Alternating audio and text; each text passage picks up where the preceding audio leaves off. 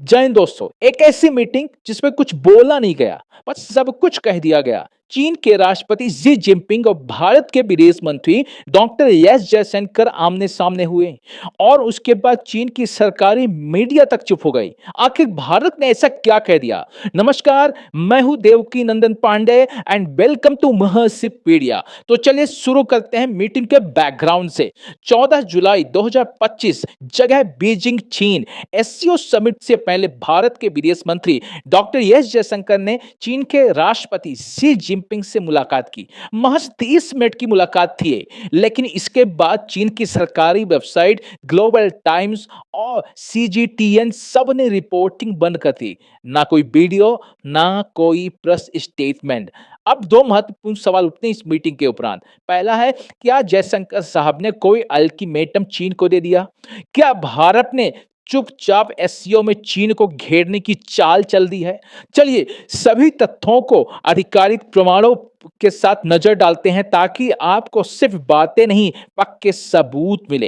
पहला है, भारत के विदेश मंत्रालय यानी एमईए ने साफ कहा है, अगर चीन एलएसी पर यथास्थिति बदलने की कोशिश करता है तो बातचीत और शांति की प्रक्रिया बेकार है।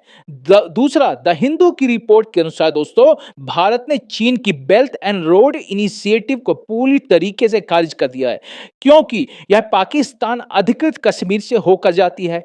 तीसरा, साउथ चाइना मॉर्निंग पोस्ट ने भी माना है, भारत एससीओ के भीतर ब्रिक्स जैसी रणनीति अपना रहा है ताकि चीन पर दबाव बढ़ाया जा सके। अब बात करते हैं भारत की रणनीति की, और वो तीन बड़े मोर्चे जिन पर चीन को सीधी चुनौती दी गई है।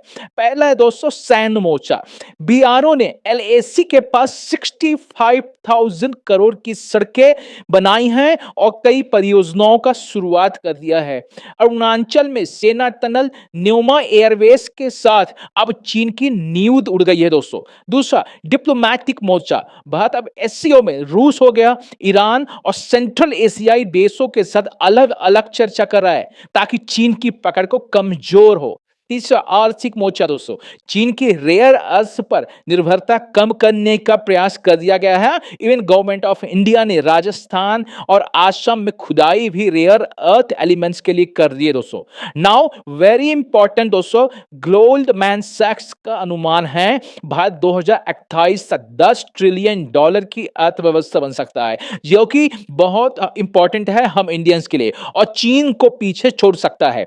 अब इंपॉर्टेंट फैक्ट ये दोस्तों, 1962 में भारत चुप हो गया था, लेकिन अब जयशंकर साहब और भारत का रुख साफ है। अब मैदान में भी जवाब मिलेगा और बातचीत में भी। तो निष्कर्ष क्या है? What is the conclusion? Bharat अब रिसेप्टिव नहीं है, असर्टिव और स्ट्रेटेजिक डिप्लोमेसी पे चल रहा है। चीन अब समझ चुका है कि भारत किसी गठबंधन का फॉलोवर नहीं है, भारत अब एक एजेंडा सेटलर है। यानी तो क्या एससीओ के अंदर भारत अब चीन को टक्कर देगा? क्या रूस और अमेरिका के बीच संतुलन भारत ही बना पाएगा? तो दोस्तों मैं केवल यही बोलूंगा, ये शुरुआत है भारत की नई विदेशी नीति का। और अगर आप मुझसे सहमत हैं तो जरूर कमेंट करिए यस। तो अगर आपको लगता है भारत की ये चाल चीन को जवाब देने के लिए काफी है, तो वीडियो को लाइक जरूर करें और कमेंट करें इंडिया इज राइजिंग। और ऐसे ही गहराई वाले विश्लेषण के लिए महर्षिपीडिया को जरूर सब्सक्राइब करें। Thank you.